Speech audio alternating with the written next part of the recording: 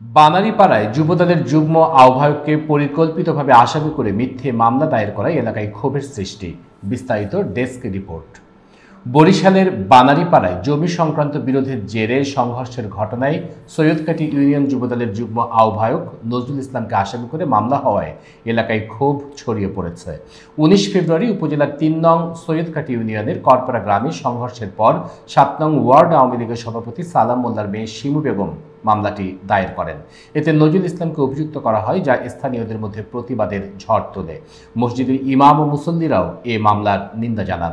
স্থানীয়দের অভিযোগ, সালাম মোল্লার দৌরাত্ম্য আগের মতোই অব্যাহত রয়েছে, যা বিএনপি ও অন্যান্য দলের নেতাকর্মীদের হয়রানির শামিল।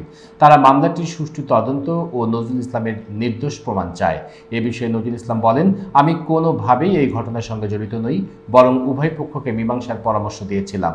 আইন আমার নির্দোষত্ব প্রমাণ করবে।